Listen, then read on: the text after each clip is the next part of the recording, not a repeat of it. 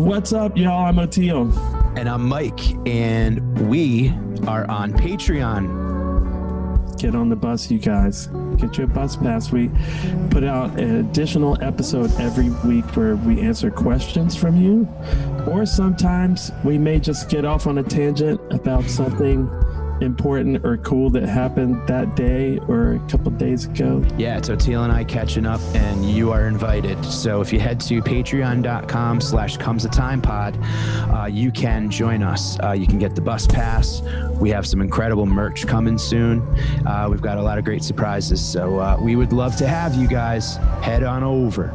Yes, most of all, we want to connect with you. So get on the bus, y'all. What's up? Welcome back to Comes a Time. I'm Mike. I'm Oteil, and welcome back. This time we have a really good one. One of my favorite people on earth, and one of my teachers, a banjo teacher, Mr. Tony Trischka.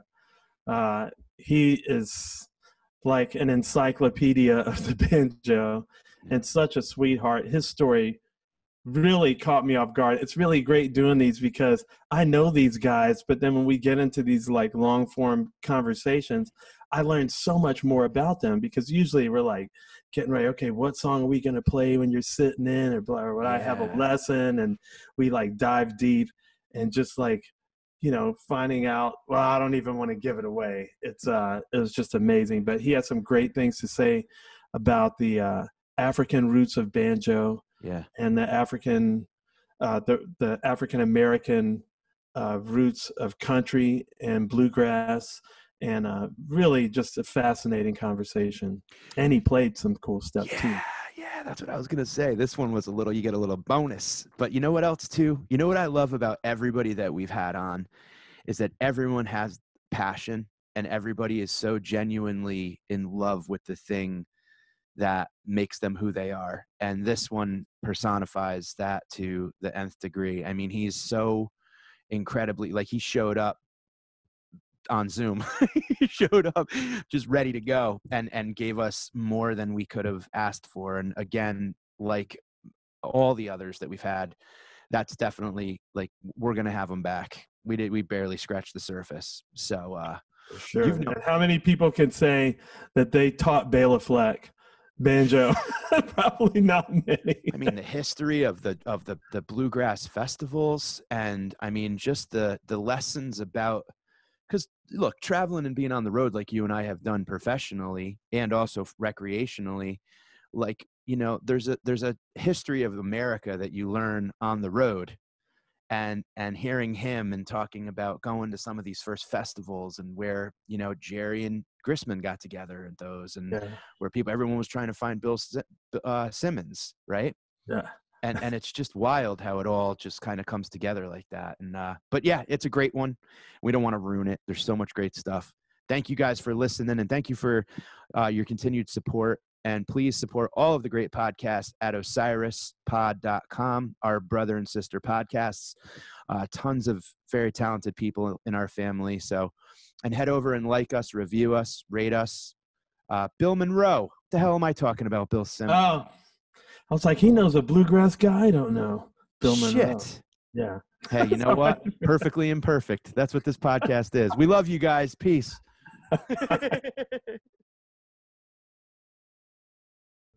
Comes a time when the blind man takes your hand, says, don't you see? Hey, Tony, good to have you. What's happening, man? It's great to be here, Mike and Oteil. Just a huge pleasure. Hunkered down in Fairlawn, New Jersey here, and you guys are elsewhere. That's right. How's this quarantine been going for you? It's been going actually pretty well. Our kids moved back home. They were both in Brooklyn, and at the height of things in New York, it seemed like that was a good place to be. So thought our kids would never come back, and they're back for the most part, kind of in and out a little bit, but mostly back, which is great. I got the heck out of Queens as fast as possible too, when that was scary. Yeah. Where did you end up? I don't know.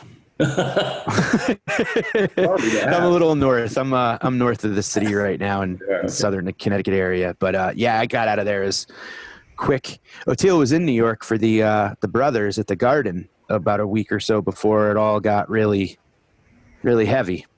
Yeah. Well, I promptly caught the virus. Me and my wife came back, gave it to both kids, but we all had an easy time of it. You know. You had it. Oh, I didn't realize that. Yeah, all of us had it. But it wasn't bad. I've had other flus that were worse, and so in a way, it's kind of been a blessing where I feel like I can relax. I don't know if it's a false sense of security, but yeah, you haven't figured that out yet. But yeah, you seem like you're probably pretty secure. Yeah, I'm amazed that your kids moved back home and you're happy about it. Most people would be like. I would have to say, 97% of the time it's been great. We've had a couple of moments, but under one roof for 5 months, and but no, it's for the most part it's actually worked out. And my mother-in-law lives upstairs from us. Holy cow! Yeah, which I used to tell that to people, and they'd say, "And yeah, but she's the greatest." Monopoly. So the food around here.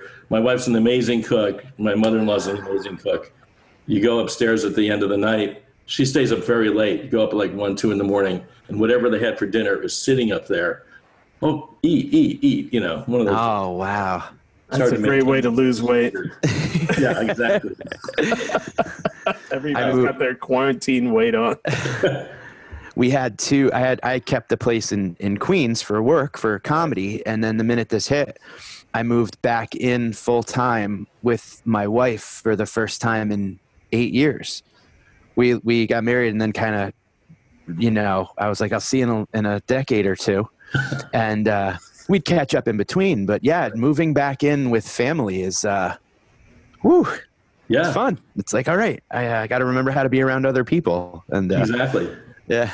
It's funny because right now, my son's in Brooklyn. He's back at this place he stays at sometimes, and my daughter has a place there, and my wife's gone off with her last night. So it's me alone in the house. It's like, wow, I haven't experienced this in years.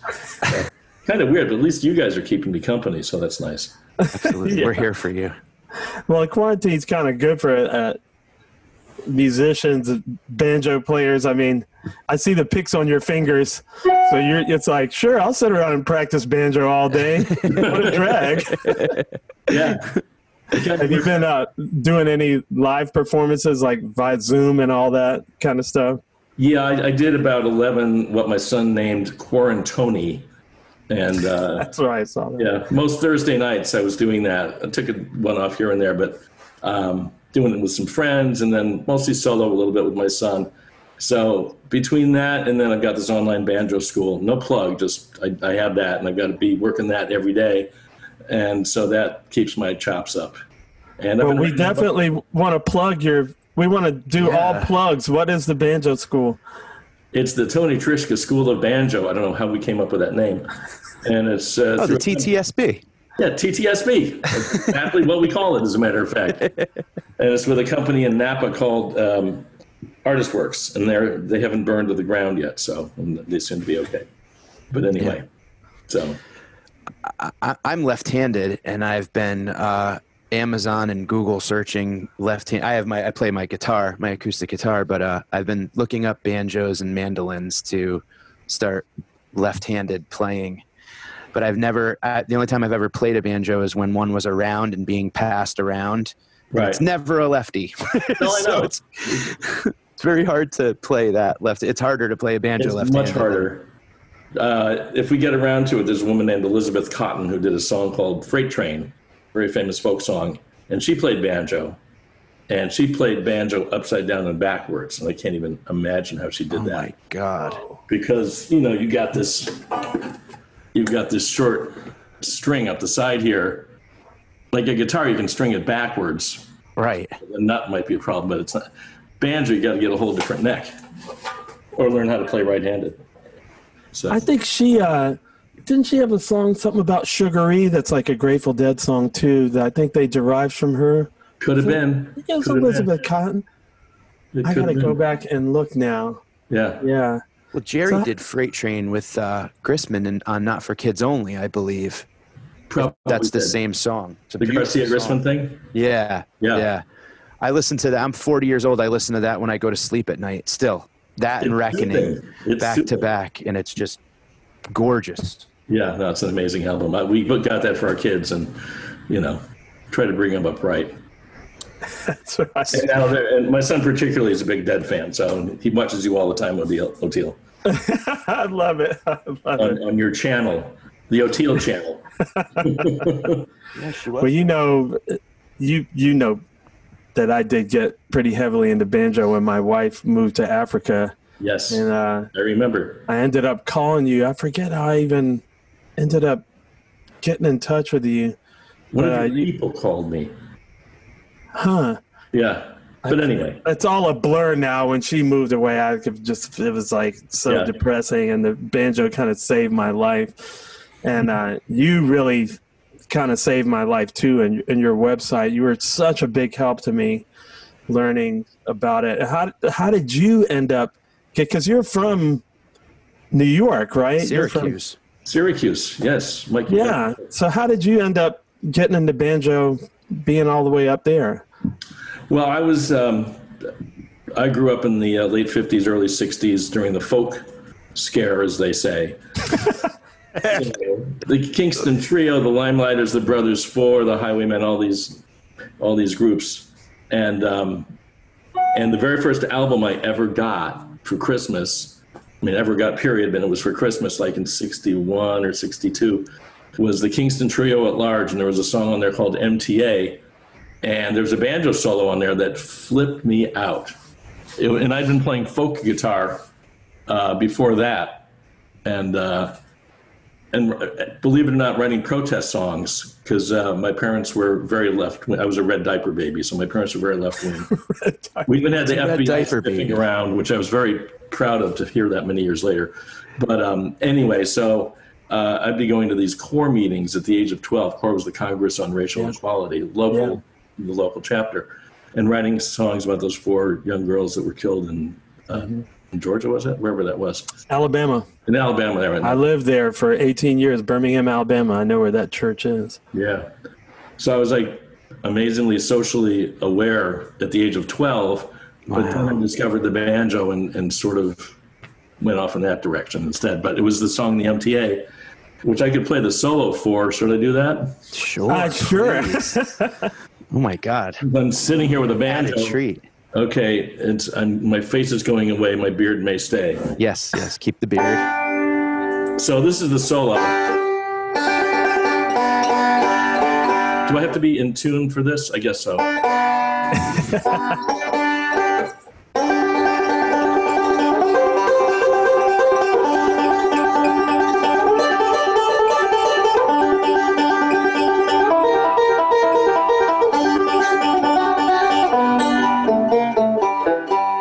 And it was this that made me play the banjo. That dominant 7 got you. It killed me. It just totally wiped me out and forced me to play the banjo for the rest of my life against my better judgment. So anyway. Did you know it was the banjo when you heard it? Or were you like, oh my God, what is that? I need to find, I think I did know, because I was into folk music already. Yeah. So I knew about banjos, and and it was round and it had this cool white head and that weird short string on the side. So yeah, I was aware of the banjo, but it was an epiphany, shall we say? That's one of the craziest, only could happen in America stories. Red diaper baby, 12 years old, is in the Congress of Racial Equality. Heard a song. Went off into the banjo. I know. My father was a physics professor, and Syracuse, New York. What are the chances? And, Dad, I want to be a banjo player. No, son, you'll never. No. My parents are pretty cool. They bought me my first 2 banjos, and they supported me to do it. Actually, that's awesome. Well, that kind of sort of answers, I guess, in a roundabout way, one of the questions that I have for you, because, when I got into banjo, I lived in the Deep South for a really long time. Right. probably 30 years and played with a lot of bluegrass cats from the South in Georgia, Tennessee. Right. And, but then there's all these contingent of like Northern banjo players, many of whom are Jewish. And I'm like, how are these Jewish banjo players from New York? Like what's the connection? So maybe that was a kind of the folk, although with Bela, he said it was here in Beverly Hillbillies. Right. It's just like, yeah, it would be the Beverly Hillbillies or dueling banjos. There's some one thing, you know, or these days more Steve Martin. People hear him doing his, you know, my hero, Martin Short, or doing his own thing with his Steep Canyon Rangers. And I loved, you know, The Jerk. And then they go to see him, and then he's playing all his banjo music. And wow. But this is like way back in the day. And I'm thinking about like when Bill Keith and I know there's all these guys up there that were like, you know, there was two streams really, you know, the Southern and Northern one, although they were definitely connected musically. And that's kind of why I wanted to ask you about like how they are separate and how they're connected too, you know? Wow. I mean, I know it's a huge loaded question, but well, like you hear stories about like how Garcia and Gristman met at like they traveled each way to go to a bluegrass festival, right? So like back in those days, was there quite a bit of festivals? The first 3-day bluegrass festival was in 1965 in Fincastle, Virginia. It was called the Roanoke Bluegrass Festival, and I was fortunate enough to have seen an ad in the Sing Out magazine for this festival with Bill Monroe and the Stanley Brothers and Jimmy Martin and all the main guys. And we just got in our VW and drove, you know, from Syracuse, or whatever it was, 10 hours or 11 hours to this festival. And there are all these guys that we've been listening to walking around. Wow. And, it was pretty exciting. So 65 was the first one. Wow. And then they had one the next year, and then in the same place, and then Berryville, Virginia in 67. Then it started proliferating after that. And then in the early 70s, it became a haven for, since all the rock festivals were shut down, they started, you know, all the, you know, the hippies and the motorcycle gangs, in addition to the bluegrass fans, would show up at these festivals, these bluegrass festivals. And there was a guy named Jim Clark who put on Peace, Love, and Bluegrass festivals. And he would have Red Allen, who was this really traditional bluegrass guy from Dayton, Ohio. And he came out on stage in front of this fairly diverse audience and said, first words out of his mouth, "I smoked marijuana last night." Just wanted to, you know, engender himself to the audience. And so there were all these bluegrass bands, but the guy booked B.B. King also. So wow. On the festival, so it was like this crazy potpourri of acts, shall we say. But anyway, so going to that first festival, and especially in the 68, 69 with Hair Down to Here, you go to these festivals, we're all there to hear bluegrass, but it was the redneck hippie kind of divide. And, you know, people kind of look at you sideways, but, you know, we're all in this, doing this together. So music somehow brings everyone closer. Yeah. So it was like literally like from the very first one, just like a collision, and then it all kind of worked out. Yeah. I mean, at first everyone had short hair, you know, I mean, I entered the banjo contest there, and Ralph Stanley and Bill Monroe's banjo player, and a guy named Bill Emerson who played with Jimmy. Well, hello there. Nigel just busted in our pocket. Finally getting to meet your family. It's a Zoom bomb. Hey, buddy. Bye. You got to go back to school, dude. He's at recess. Oh, this is great. Yeah. No, hey, it's quarantine. It's quarantine, of course. Maybe I think that's really cool, though, that it all kind of just like, you just had to hit the ground running, you know? Yeah. It's it's really that way. You know, you get lawyers from the north, you get farmers from the south.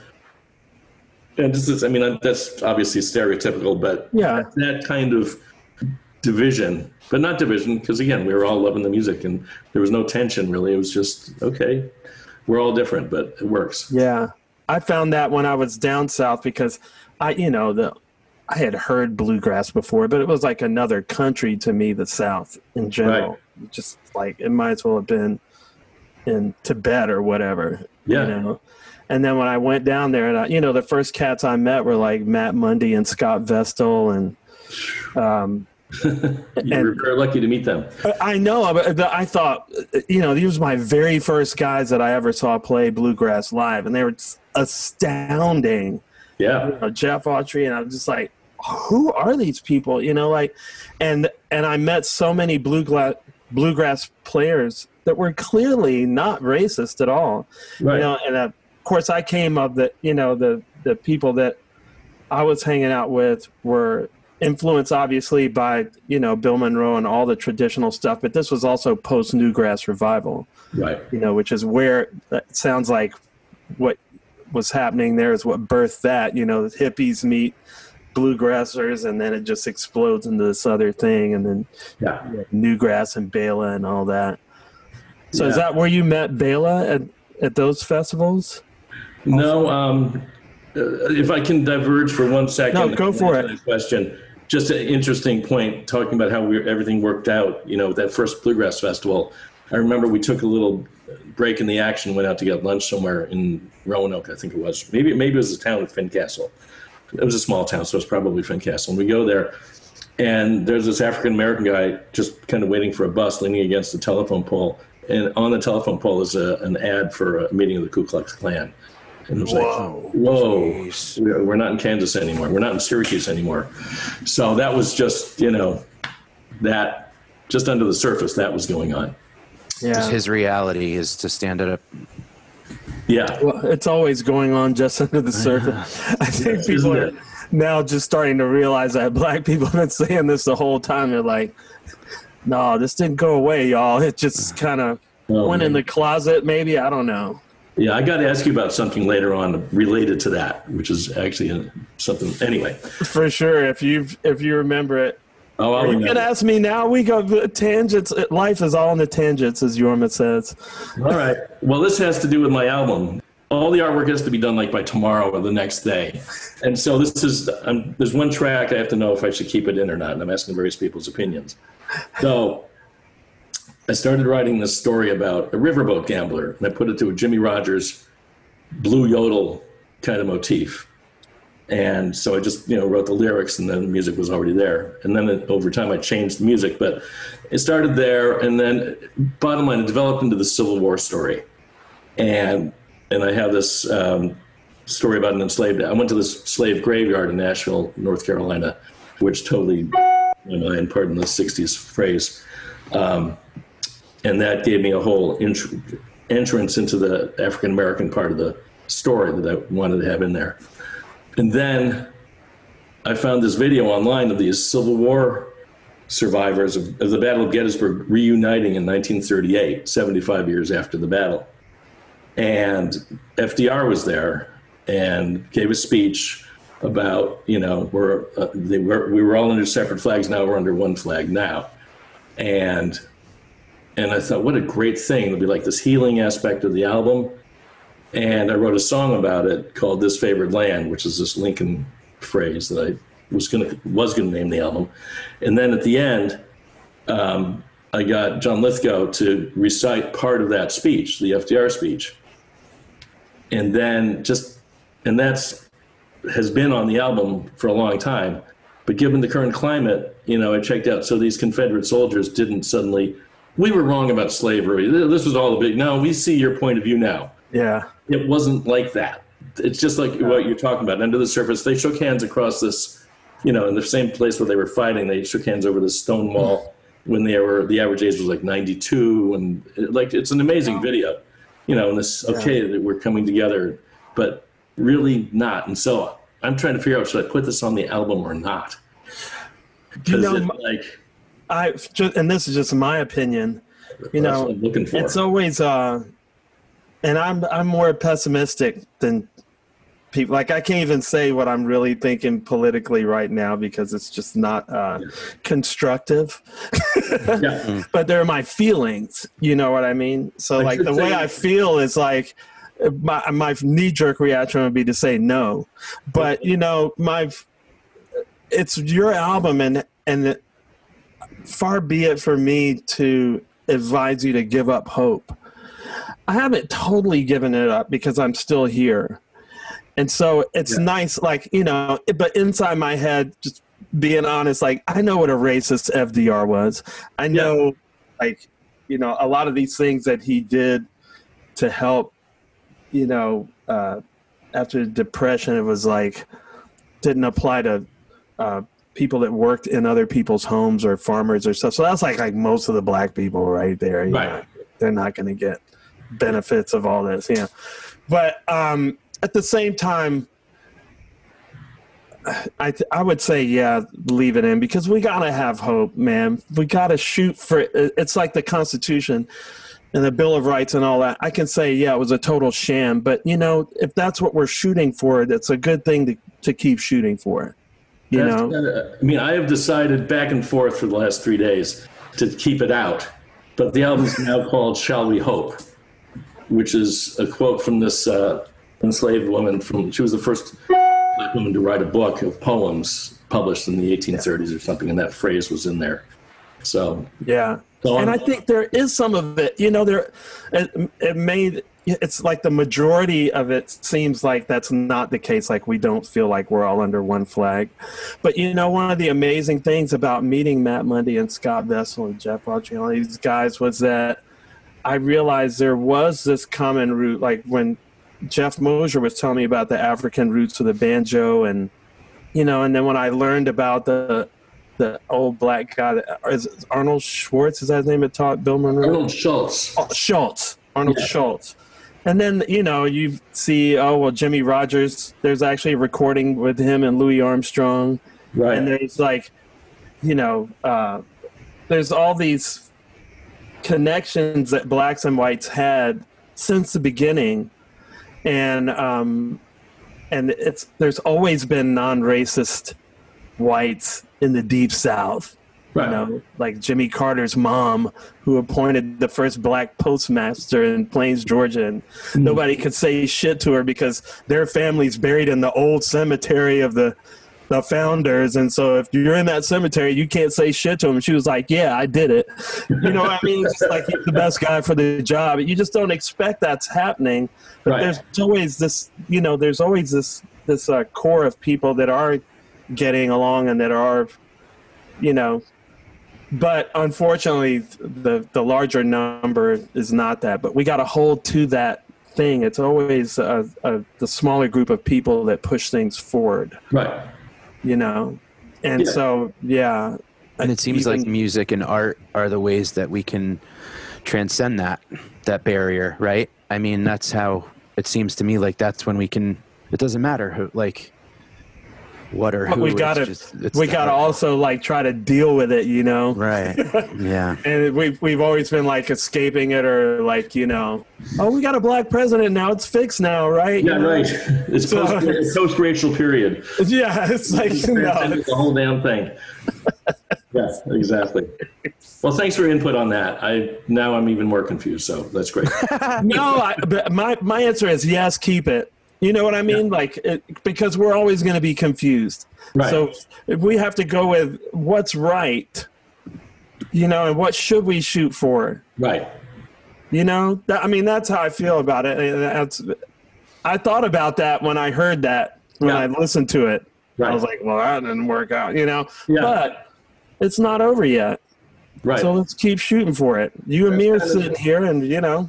Yeah, that's sort of what the whole project's about. Again, it's called Shall We Hope, and it's sort of like, even things suck in a lot of ways, you got to keep pushing.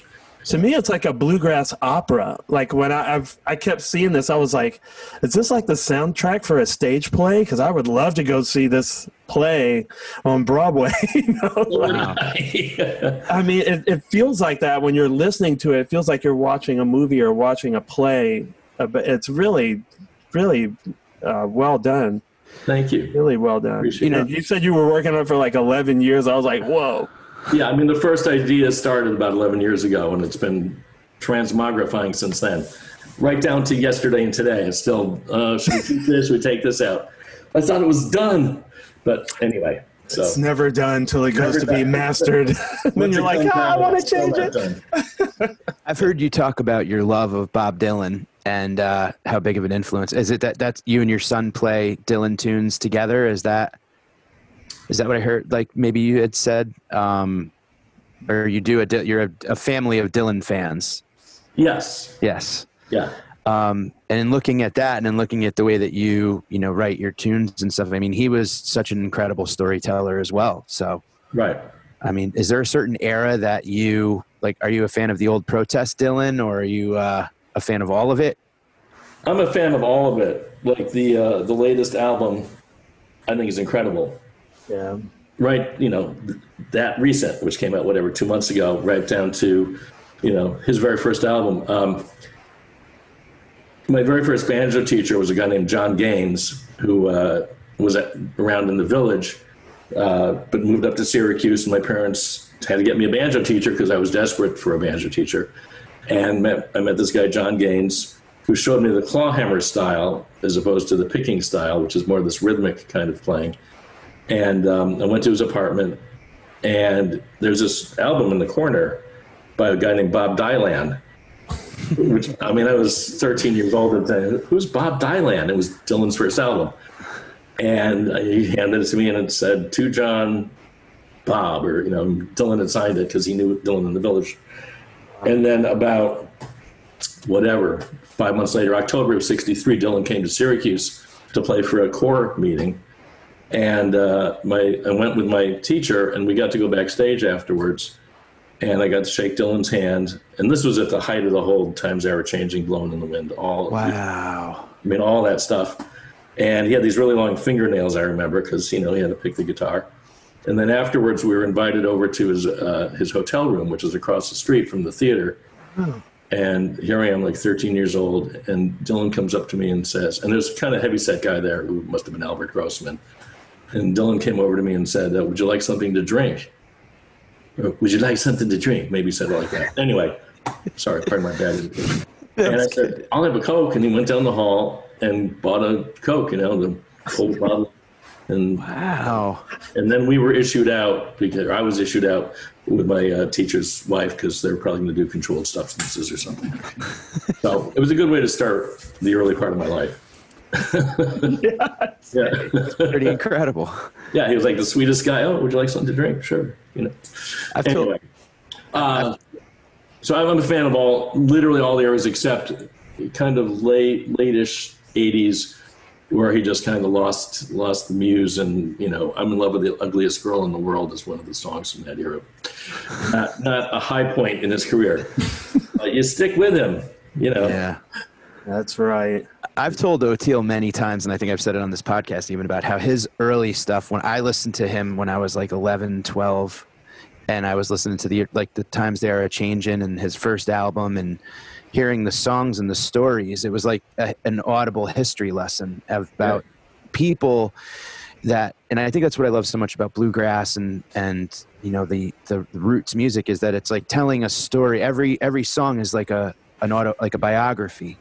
Right. And you really get to learn about a body of people you don't know because of the music and the way that the lyrics are so, The Lonesome Death of Hattie Carroll and God on Our Side and all these incredible tunes that were, in the four walls of my town that wasn't my reality. So It's really amazing to have that as a gift at such a young age, to have music really be your history book. Yeah. Oh yeah. Especially God on Our Side, which is sort of a history lesson. And it still fits today. I mean, that's one of those songs that you can keep adding lyrics to all the way up to, literally today. And then Masters of War, still applicable today. So yeah, it's pretty incredible. And speaking of a history lesson, when I got turned on to Give Me the Banjo, that documentary that you were the musical consultant for, that was a life-changing. I got into that and Throw Down Your Heart at the same time. Can you tell me how that came about, doing that documentary? Yeah, I had this show that I was doing called World Turning. I had an album called World Turning, which was this history of the banjo. And I decided to, do it on stage. So, because I had some slave narratives, I had and I couldn't afford to have a whole band and like 2 or 3 different narrators. So I found at various times a few different women, African-American women, who would do the slave narratives and then would do quotes from Earl Scruggs. And it was like kind of this racial bending kind of thing. But anyway, so this guy named Mark Fields who was a producer at this local NPR station, PBS station in New Jersey, asked me to do a little banjo playing down there, which I did. And then he said, and I mentioned this History of the Banjo show, and he said, oh. And it was right at the time I was doing something in the Metropolitan Museum of Art in the city, doing that show there for this afternoon concert series. And he said, why don't I film this for our PBS station? So he did. And that's how he got into the banjo and the history of the banjo. And then he really got into it and decided he's a documentarian also. And so he decided, let's do this thing. And so we did it. And that's kind of it. I was his musical consultant, and I knew various people. And because I knew them, they would do the interview with him. You know, I gave him credibility for certain situations, that sort of thing. And as with any documentary you watch, you go, oh, why did they do that? Why didn't they do this instead? You know, and I feel that way about that documentary. I think it's great. I mean, he did all the heavy lifting with it. I did some. But, you know, if I was the main guy, I would have done it a little differently. But that's nothing against Mark. That's his vision, and we followed that. But what is one of the things you would have done differently? Well, I would have covered more ground. He made it more personality based. He would talk about Charlie Poole, or had a thing on Bela, et cetera, these various, important people. He had a thing on Pete Seeger, all very important. But as he pointed out, Ken Burns had 8 to 10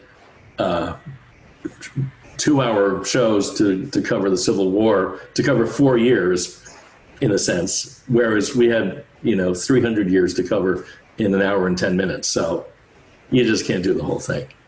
And he did a remarkable job, and we were lucky to get some great interviews with people and great historical material. So I mean, I shouldn't even be saying I would do it differently, but it's just no, it's all right. I mean, if for me, not knowing, just as like somebody just learning about it for the first time, it was pretty transformational, just because it just laid it all out, chronologically.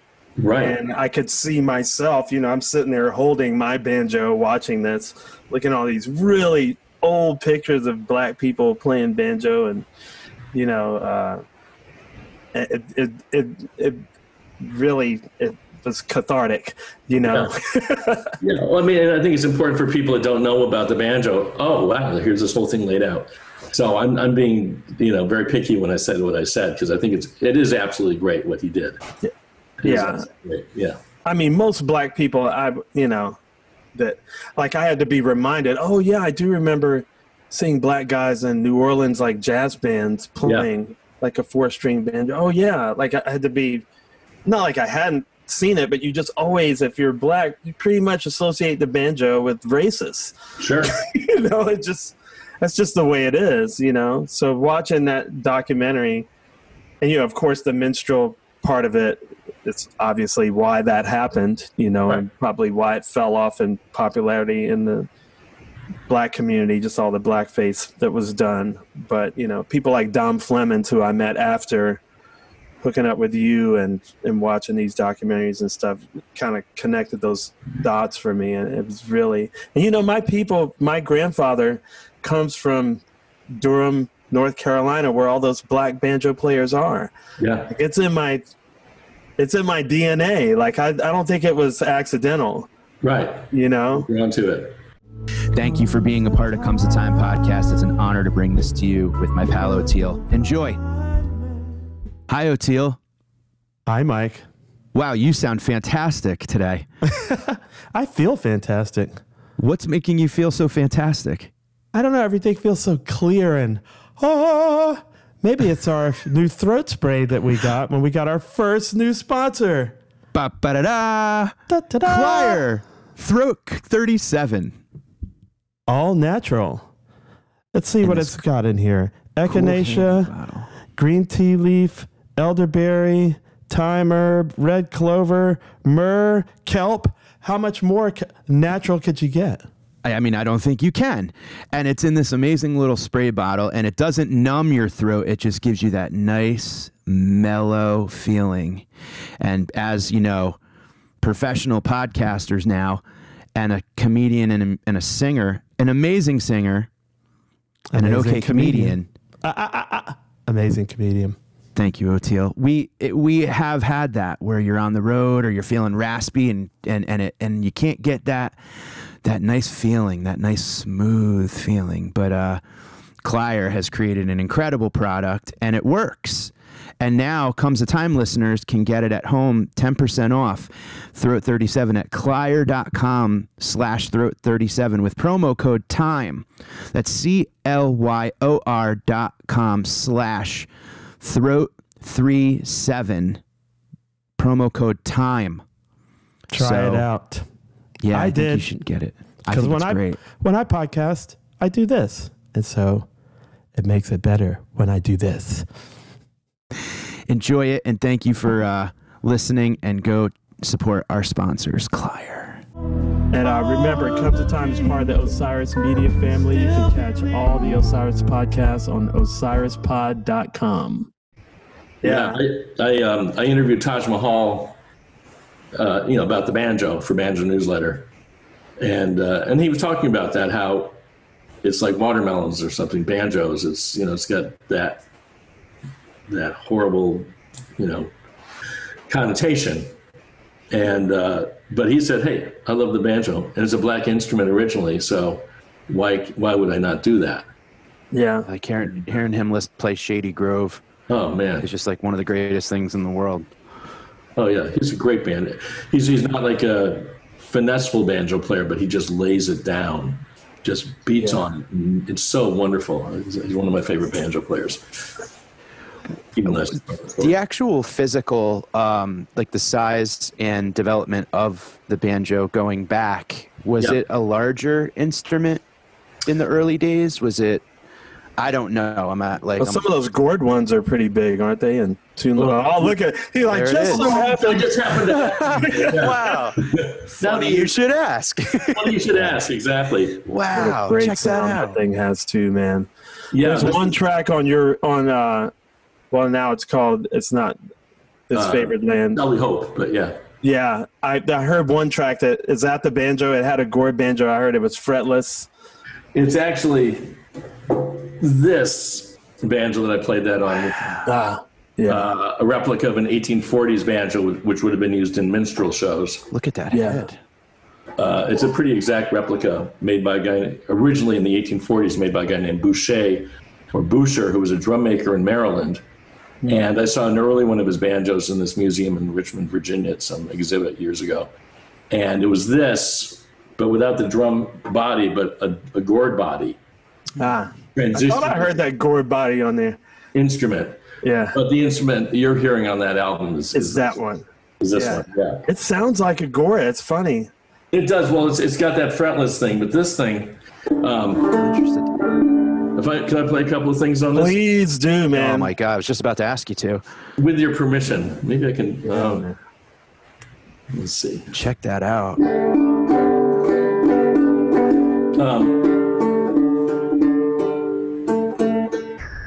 The very first banjo instruction book was written in 1855 by a guy named Thomas Briggs. Was that claw hammer? Well, it basically is claw hammer. It's fretless. Which is really the, quote, African way of playing this rhythmic downstroke. Even though people uppicked also. I'm going to do two things, one of which is a tune called Juba, which is that, hand patting thing that I can't do. But there's also the name of the first black to perform in minstrel shows. And as you know, but maybe your audience doesn't, that blacks would be in blackface, which is in minstrel shows, which is totally bizarre and just beyond. Yeah, exactly. And it was also the name of a very active dance that was done in the West Indies, apparently, by enslaved Africans down there. You hear that in Mr. Charlie, that Grateful Dead song, Juba Juba, Rolly Rolly, looking high, looking low. Yeah. So this, and it has a fairly simple melody and different rhythmic aspects to it. And then the second tune is the earliest example that I've found of black banjo music. dating from no later than 1850 and played by a street musician in Elmira, New York, of all places. And we don't know his name or the name of the tune either, but in his two-finger pick, it's picked with two fingers as opposed to this downstroke, because that downstroke style is basically clawhammer. And I learned how to do this out of that 1855 book. People tried to show me clawhammer style. I could never get it. And I finally got this book, and the guy said, make your hand into a small fist and extend your index finger out. And it worked. I learned how to do it from that. Wow. I need to try that because I still can't get it. And I always wonder if it's just because I bite my nails, but I think you might have just unlocked the key. Yeah, just like a fist. Loose, relaxed fist, and then extend your index finger. I mean, some people use the middle finger, but index is how this guy did it. And just have your hand relaxed. This really great clawhammer player named Dwight Diller said, just kind of throw your hand at the strings in a very relaxed fashion. But anyway, so I'll play Juba and then this earliest example of black banjo music that's at least written down.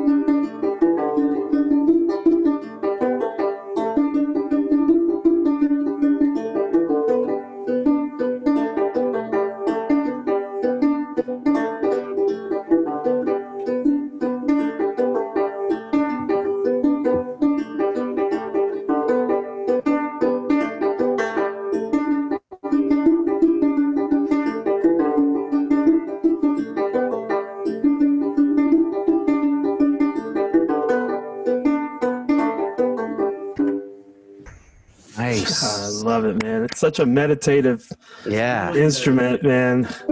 It's so percussive. Do you, it seems as if like the neck sort of has a little bit of a dip where it meets the body. Is that where you're strumming mainly? Yeah, let's see, where do I do it? Yeah, that's where I strum. And a lot of old time banjos have that also, this scalloped away thing there. Yeah. Wow, that's beautiful. Look at the work That's on really that. incredible instrument. Wow. Is that a common? Oh, you go ahead. No. Go ahead, Oteil. I was just going to say, I watched a video of you recently that I hadn't seen before, and it was a real short thing. You were just talking about taking the banjo and just hitting one string at a time. Oh, right. You know? And it reminded me of how I really got hooked onto that meditative sound because when I had Jess's banjo, I didn't want to use picks because, you know, I've always played with my fingers. Sure. And so, but I was playing it like a bass, and it just wasn't, you know. And so there were picks in the house, you know. Right. And I was watching TV one day, and I just grabbed a pick, and man, I hit the string with the pick, and it was like time stopped. And it was exactly what you mentioned in that video. I would just hit this, and I was like, okay, I'm just going to have to learn this three finger style because that sound, like I didn't know anything about claw hammer or gourd banjos or anything like that, the fretless banjos at that point. Right. Not really. I mean, I'd heard of it, but I didn't know. And it just, I mean, it was such a life changer. Yeah. And I just, the figure you were playing when you started adding the pull off in there, and I was like, oh man, I remember when I first was starting to get all that together and forward roll, the backward roll, and adding a pull off here and there, but it was just that sound that literally it's the first time that I like found peace inside. We lived in Lawrenceville, and we were right by a Black Angus cow farm, and I was playing my banjo, and I had kind of gotten some stuff together at that point. You know, I was writing tunes, and I'm out there playing banjo and looking at the cows, and all of a sudden this huge grin just broke out on my face. Yeah. And I was like, oh shit, you're picking and grinning right now. It was just like, you know, it was the cliche. And I was just I was like, wow, it's just so true, you know, but what a healing thing. And it really reoriented. Like, that's when I started being very irritated by music being too loud, like electric music, because I was so used to sitting there and playing acoustic, even though banjo's like the loud. Yeah, you know, it's compared to a loud drummer. Right, exactly. But hearing you play that, it just brought me back to like that. What a meditation it is. It's something very spiritual about it. I don't know what it is, whether it's the rhythmic, the always being in motion thing, and the tone and the you know. It does that gourd banjo sounds like, if you close your eyes, you can almost hear it coming out of like an old Victrola. Yeah, like it's got that, like, just it sounds like history. It sounds like humid in a way, and it's really amazing. Yeah. Well, I went to this. They had these gatherings called the Tennessee Banjo Institute in 1988, 1992, and they've got all these banjo players together. They have these things these days that are more instructional, and there were some workshops, but they had like Taj Mahal, Ralph Stanley. They brought these two guys up from Cuba who were banjo players. What? Brought a couple guys from Africa, you know, with chorus. So was the Cuban thing still like the Afro-Cuban rhythm? Is it in that same thing, or is it a different thing? It's been so long, I don't remember. I really don't. I mean, I saw them, and I was like, holy crap, these guys are from Cuba doing this. Wow. They had banjo in Cuba. But everywhere slaves went, it's probably banjo in Brazil and all South America and Central. All through. But in this day and age, you'd think it had died out. And these guys were old at the time. I don't remember what they played. And it wasn't like there was a backing group to kind of have that rhythm behind them. So I just don't remember. But it was, and I'm forgetting where I was going with this. Whatever we'd said. Just, so all different kinds of people were there at that gathering. I can't remember what brought me to that. Well, we were talking about how that sounds like an old Victrola. Like it almost sounds like an old Victrola. Right. And so that's where I first found out about minstrel banjo, about this, and just talk about the tone of the instrument, because in the 1991, there were guys there who had this book I just mentioned from 1855, and they had banjos, original banjos like this from the 1840s and 50s, fretless, and they were playing these minstrel tunes, which of course the whole thing's offensive, but the first white to play banjo, supposedly, was a guy named Joel Walker Sweeney, who grew up in Appomattox, Virginia, and he loved the sounds of the gourd bonzas that were played. Bonzas is what they were called, the local enslaved people. And so he found a gourd, made a rough-hewn neck, yanked some hair from the family horse's tail or mane, strung it together with beeswax or strings, and killed the family cat for the head. And had his banjo, you know. And then his mother destroyed, I tell the story, it's one of my stories that I tell when I'm doing gigs, and his mother was none too pleased and destroyed that bonza. So he made another one and killed the second family cat. So his mother said, okay, you're a banjo player, go ahead. But he loved the stories and the music and the dances. And then he was one of the first people, you know, he started one of the first minstrel bands. And he went and performed for Queen Victoria, the crowned heads of Europe, et cetera, et cetera. So, you know, there were whites that they just loved the music and respected it. But then it turned into this other thing, you know, obviously. Yeah. But I could play a couple tunes on this since I've got it here. Yeah, I'd love to hear something on that. Yeah, please. I'll play a few from this 1855 book. These are all tunes from that book. And a guy I'm really into this stuff, but not as deeply as other people, because I have all these other things I'm into on the banjo. But guys that are really into it, this one guy said that the tunes that had where you're only using 4 strings, like this short top string, and then the bottom 3, those are probably from enslaved Africans. And once they had all 4, if you're playing tunes with all 4 strings, then those are probably more like they're Celtic tunes in here too, like Devil's Dream was in, because the Irish were coming in at this exact same time from the potato famine in the 1840s. So it's kind of this confluence of black and white influences. And they said that about minstrel shows. It was like America's first popular entertainment, and it combined stringed instruments and had violins, which were, this European influence, but it had bones and tambourine. So it had this rhythmic thing. It was this kind of, some people say it's the first rock and roll, going back that far. Black and white influences coming together. So anyway, I'll start with a tune called The Grapevine Twist, which is a tune that Joel Sweeney used to play. Awesome.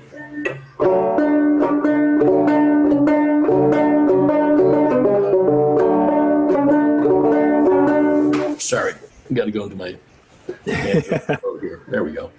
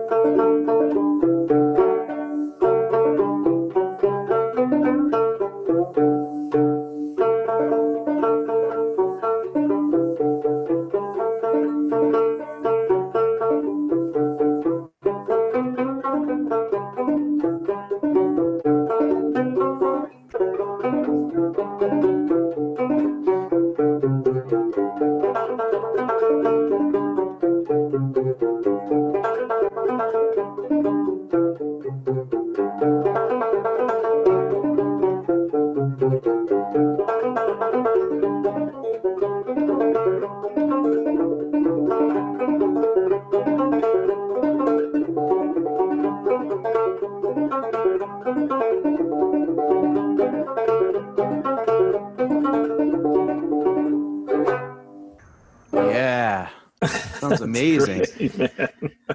Can I ask both of you a question as a bass player and a banjo player? Fretless versus fretted. I mean, I play guitar, so I've never played a fretless guitar.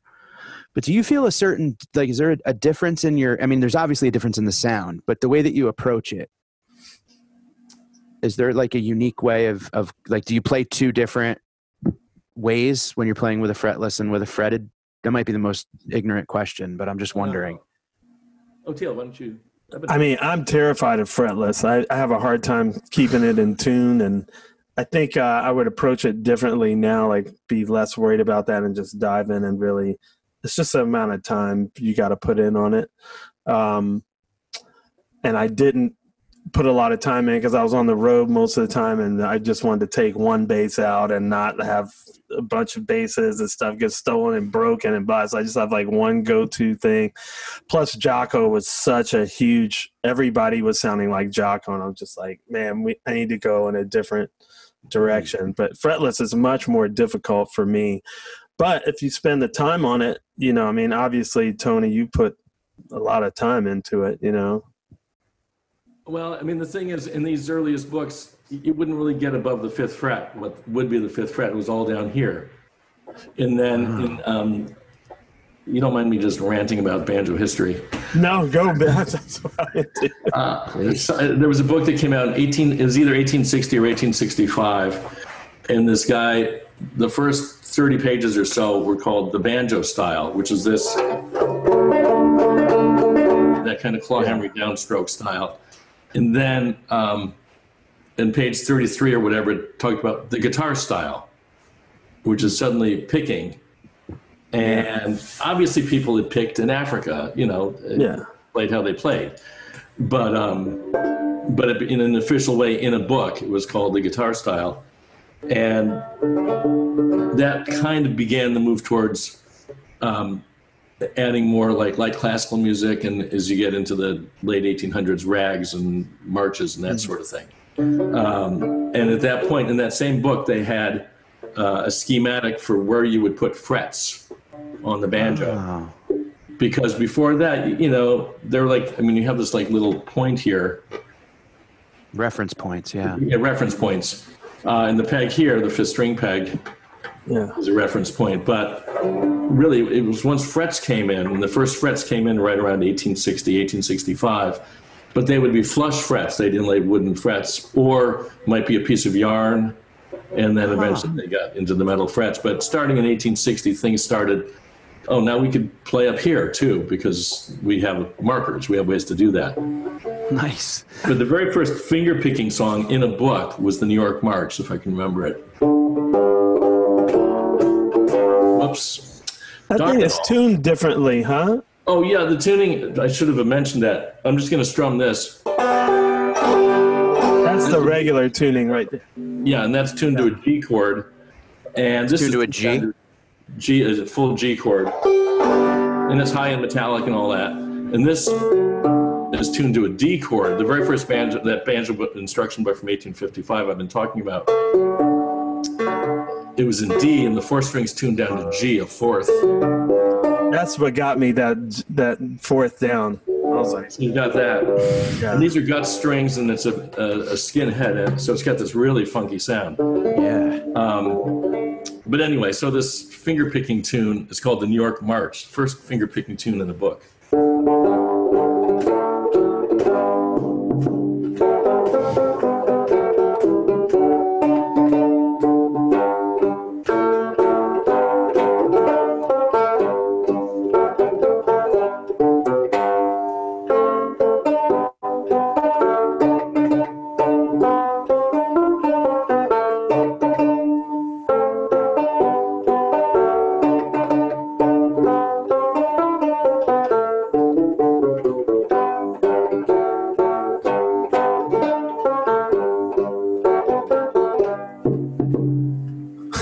That's so cool. Let's go.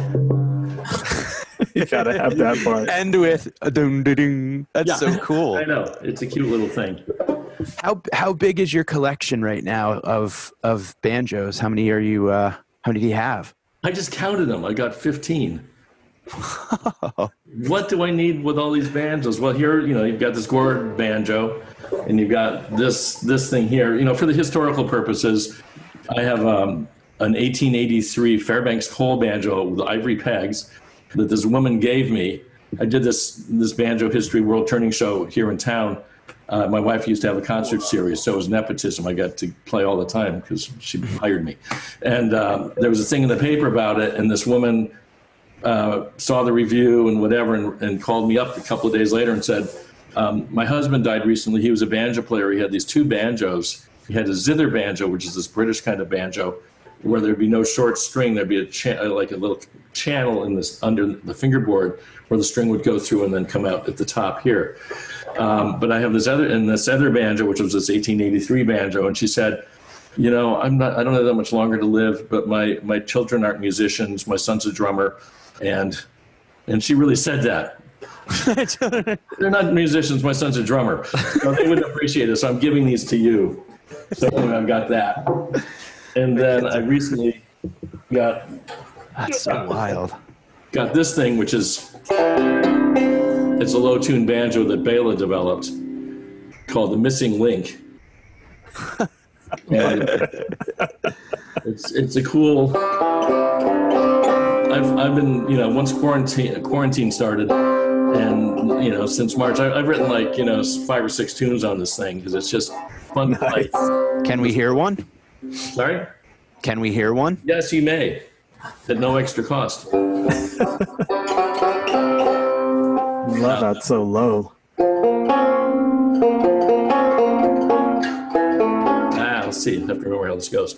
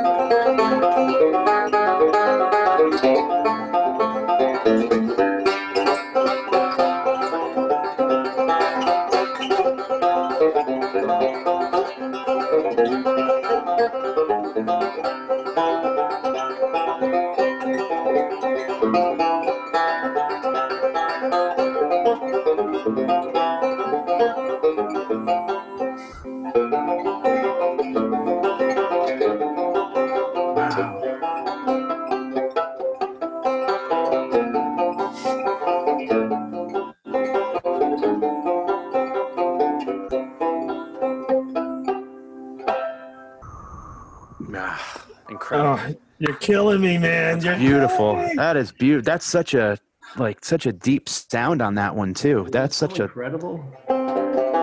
What's it called? The Missing Link? The Missing Link. Yeah. Because they have like these minstrel banjos down. Well, they're octave banjos. There's a cello banjo that's an octave down, and people play in G, of course, and then down in E, where John Hartford used to play. So you get all these different things. This is kind of in between everything. I think that's why it's called that. Super cool. Man, it just And really nice inlays too, right? I mean, beautiful. Wow. Gorgeous. Oh, I'm in the process of moving right now, and all my banjos are packed up. And boy, with all the stress, I like really need to. you're jonesing. Yeah, I just want to get that soothing, like running water feeling again. Kicking and grinning. Yeah, man. Making and grinning. So, how did you first meet Bela? When did you guys first hook up? I told you I'd answer that question an hour ago. A long time ago. I was living in New York City. Where was I at that point? Was I on the Upper West? I guess I was on the Upper West Side at that point. Anyway, and I was given one-on-one lessons. This was like 1973. I just moved to New York from Syracuse, and this kid calls me up wanting banjo lessons. Okay, come on up. And I was living in the Bronx. That's what it was. I was living next to Yankee Stadium. That's right. How could I forget? Anyway, Wow. Literally a block from Yankee Stadium. 73? 73, when they closed the stadium to build a new one. So I couldn't even go to games. Yeah. Damn. Bummer. But anyway, this kid calls up and he wants lessons. He comes up, and it's a 16-year-old kid who could play fiddle tunes on the banjo and could play some Scruggs style, some bluegrass. And his name was Bela Fleck. He was 16 years old. Wow. And he was taking lessons from a guy named Mark Horowitz in Staten Island, I guess. And Mark was a really good, and still is a really good player, but he was taking lessons from him, but somehow Bela had gotten a hold of my first album, Bluegrass Light, and wanted to learn the tunes on there, these kind of weird, crazy tunes. And Mark would have to learn them each week to show him, and then he said, why don't you just take lessons from Tony? He lives in the Bronx. And, so I showed him some of these tunes, and then he would ask me to, I would jam out on a straight ahead bluegrass tune for 2 or 3 minutes, and he would record it and then come back the next week playing it note perfectly what I just had improvised. Wow. And after a couple of months, it was like, this guy doesn't really need lessons anymore. And then he moved to Boston and learned about jazz, and then he was gone forever. He's unbelievable. Yeah, it's totally. He's the greatest guy in the world, and just you can make a case for the greatest banjo player in the world. It's just ridiculous. The first Bonnaroo, I remember I stumbled across, I was coming from something, going to something else, and I was my head was in the clouds, and for whatever substances and reasons, and I was walking by and I heard Bela, and I just was like, and I went over, and I mean literally it was just Yeah, the banjo is like Oteil, like you said, and like percussion instruments, and how it can take you and put you into a whole other world. But being there and watching it and seeing how his like the movement, but the movement ratio to the sound coming out of the instrument is like mind-boggling. It's like you're watching his hands, and it's like he sounds like he has 9 hands. Yeah, I know. He's ridiculous, and it's the sound. That's what it is. It's the sound of the thing. Oh, it's so cool. I've written these instruction books, and for my site, I've done a whole bunch of interviews with people. It gives me insight to see how other people think. You always ask, how'd you get into it? It was the sound. I just heard that sound, that metal against metal, in a regular bluegrass banjo, and it's just like, how can you beat?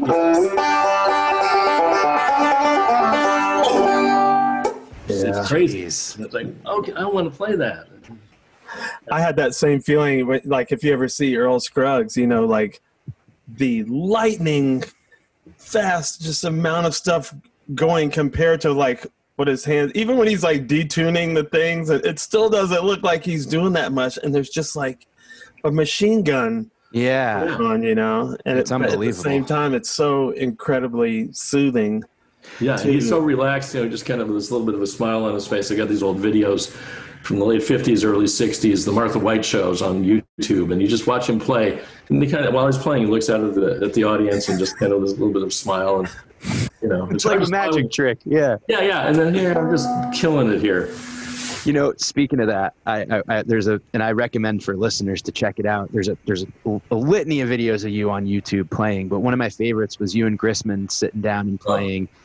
And he's just, and he's so animated, and it's literally like you two are having a conversation, and you can see him lean in and kind of look look under you until you look at him, and you're almost kind of trying to look away. Yeah, because he'll get like under your face. Yeah, when you guys are playing back and forth, and just it's a conversation, and it's that like that rag, like Nashville Skyline rag was one of my favorite things to listen to as a kid on Nashville Skyline, and hearing that, like, you leave it for him to pick up, and then it's like the ball goes around, and that's so fun to watch the two of you, especially because he's playing with him must have been quite a trip, huh? Oh yeah. I've known him. He was at that very first Bluegrass Festival, walking around with a mandolin instruction book that he'd written that never came out.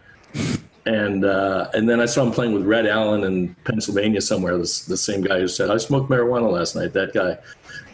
In like the early 70s. So I've known him. In fact, after seeing him at that Fincastle Festival in '65, David had a record label called Silver Bell Records, and he put out a record with the New York Ramblers. And it was a single. It was a 45 that I saw in Sing Out magazine for sale, and a little tiny ad. "Oh, it's bluegrass. I'll buy it." And it came in the mail, and I loved it. It was one of the songs was New York Ramble, and it was Grissman's band from New York City. And New York Ramble became Doggy Mountain Breakdown many years later. Yeah, I've heard that. Earl Scruggs to play on that, and Tony Rice and Darrell Anger and those guys. But anyway, that was on there. And then he put out a second single by a guy named Frank Wakefield, this wonderful mandolin player. And then I went to see David at this Red Allen gig and said, "Oh man, I love those Silver Bell records." He said, "What's your name?" "Tony Trischka." I said, "I remember you," because he'd only sold like 10 copies of these things. I remembered the name Trischka, so it's a weird name. So I go back a long way, David. Did you ever meet Garcia at any of those banjo festivals? Was he hanging out at any of those? No, when he did a thing at I can't remember, some theater. It was a Broadway. It was Jerry on Broadway. Yeah, in the theater on Broadway, and Bill Graham was putting it on. I remember he was walking through the aisles before the show. But anyway, it was half bluegrass and half electric. It was half acoustic, and Jerry was playing guitar. There was no banjo. What the hell? What's that about? Oh my God! But anyway, it was supposed to be bluegrass. But then he had the second half, and it was great. You must have been like, "Let me just get up there. Let me just get up there." Yeah, I know. I was champing at the bit. Oh, I was. Come on! And a friend of mine was playing fiddle. A guy named Kenny Kosak was playing fiddle with him, and so I got to go backstage, and I met Jerry for, 5 minutes, and he was just wearing a T-shirt. I thought he dressed up a little bit more. But anyway, no, he was just sitting there Buddha-like, and he was really nice. And I think he had one of my albums or something, and said, "Come out and visit me sometime." And I said, "Oh, how will I find you?" He said, "You'll find me." And That's so stupidly, I never made it out to see him. He died. It was, Yeah, I was really like, when I heard Olden in the Way, I was like, man, I mean, at this point, I had been hanging out with really great bluegrass players. Yeah. And I was like, man, he's really good. Like, he knows his stuff. And then, then I found out much later, oh, that was his first instrument. I was like, okay, well, that Well, more pedal sense, steel, and his pedal steel too. The reason why, Tony, I asked you if you knew it was the banjo when you first heard it was, I remember listening to like New Riders stuff and Olden in the Way and American Beauty and working all that stuff, and it was like I'd hear mandolin, I'd hear pedal steel, some banjo in the old like early Dead, Dark Stars. The Dark Star studio version had banjo at the end of it, and I didn't know what any of it was. I didn't know what is that, and then I'd learn what they were. Right. Where pedal steel was, you were basically playing a table saw. It looked like to me, but just that's the beauty of being a fan of the Grateful Dead and Fish, was that I learned so much. Norman Blake, Ginseng Sullivan, a big Fish cover, and Del McCrory played at one of their festivals, and I love Del so much. I got to know so much from those two bands. Like, they were the channels that opened up. Like, here's jazz, here's Fela Kuti, here's Del, here's wild stuff, man. Yeah. It's really the cool. Kingston Trio was my entrance to bluegrass. He gets really popular, pretty shiny white folky band. And where do I hear more of this? Oh, listen to Earl Scruggs. Oh, okay. Listen to Bill Monroe. Listen to the Stanley Brothers and get deeper into it. The thing about Jerry's banjo playing, he was good with No Two Ways, with Olden in the Way. He was really good. He was even better, like in '64. You can go on, I don't know why I was going on the line, as you kids say. And on the YouTube, logging on, on the information superhighway that Al Gore invented, and heard this and found this. It was like a lesson that Jerry was giving to somebody, like in '64, and he was burning it down. I'm gonna find that. That's the year I was born. Like really fast, intricate, amazing stuff, really crazy. And someone gave me this tape of him playing. I'm going to see if I can play this. Playing in some pizza parlor. And it doesn't say where it's from. It's probably some pizza parlor in California. Probably Magoo's. Palo Alto or something. Palo Alto, wherever. The home of the first Dead gig. There were like 10 people in the audience. And, I don't even know who the rest of the band was, but I'd like to get our banjo player Jerry up to play a song. And he was going to call it Sweat Socks, but he decided to call it Jerry's Breakdown. Yes. Yeah. I know Jerry's breakdown on Olden in the Way, but it's different than this. I was not prepared to play this, but let's see if I can remember this. Here's regular G tuning. But you tune you're down and you get G minor.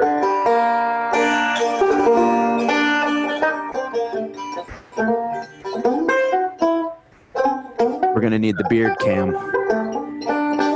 Okay, here we go. Let's see if I can get through this. Beard cam.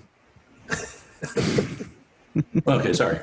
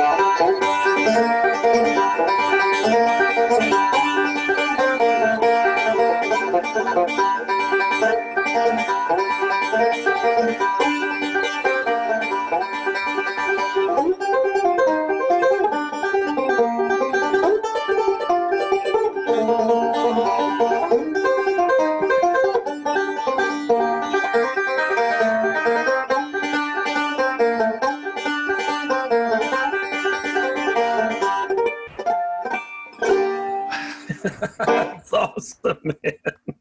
We needed this. I miss live music so much. I heard some little Scruggisms in there too. On the bottom. Oh yeah. I love that It's pretty stuff. not note for note, but pretty close to note for note the way he played it. That's beautiful. You can remember that off the top of your head. Yeah, With all the bazillion banjo tunes you got crammed in there. I know, and as I get older, I don't know how I keep it all together. And anything you ever hear about Jerry too is that he never was without his guitar or his banjo. Like he just had it on him. So it was like a 24/7. He just had like a third arm to him. I know I don't want to take up too much. Do we have a minute? Is anybody else in a rush to? I've got to. I probably actually got to go. No, I'm good. This is too much fun.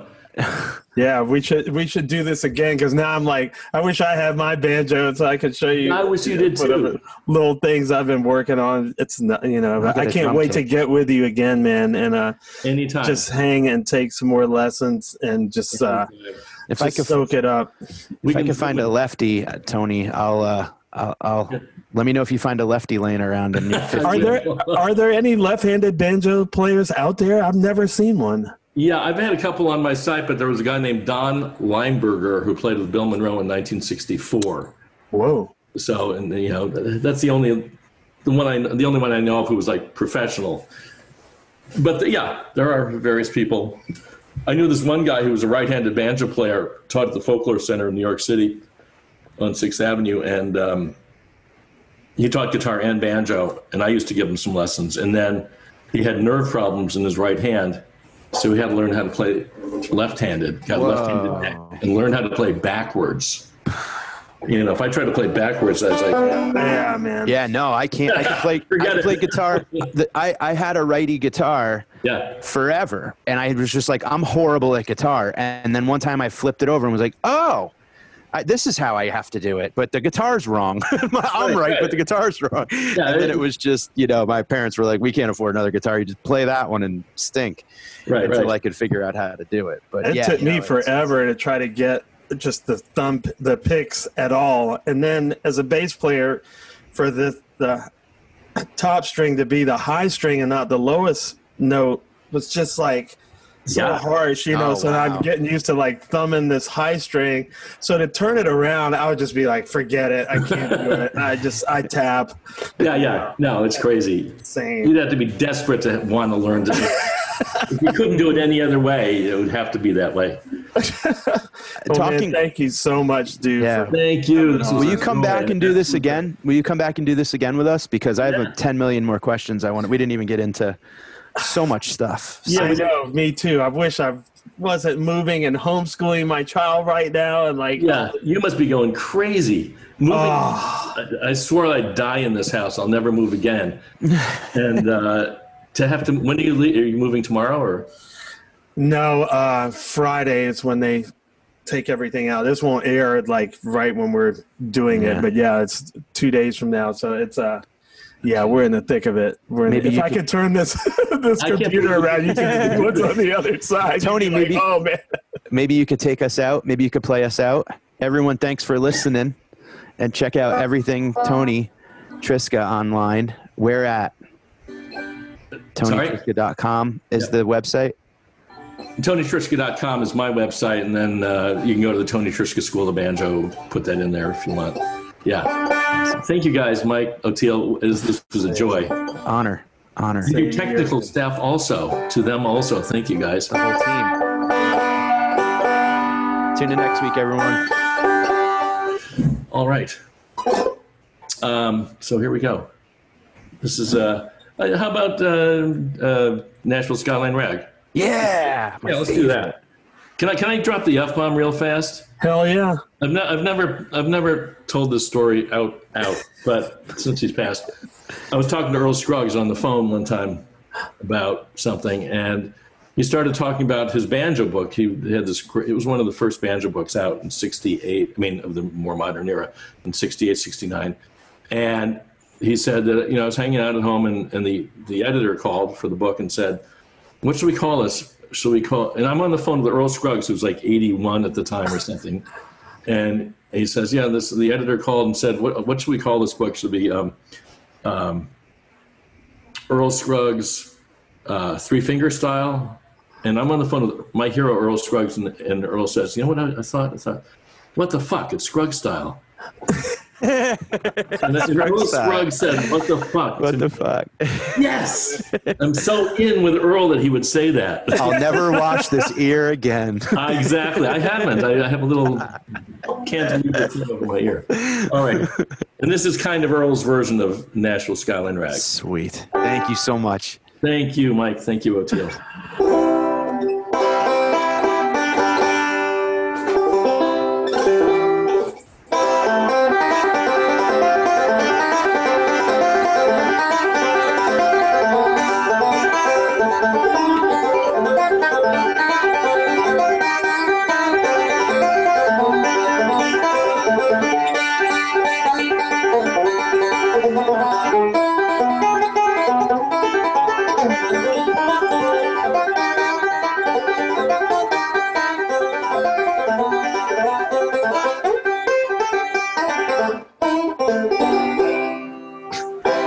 Yes. Thank you, everybody. Check out everything Tony Trischka online and come back next week for another episode of Comes the Time. We love you guys. Peace.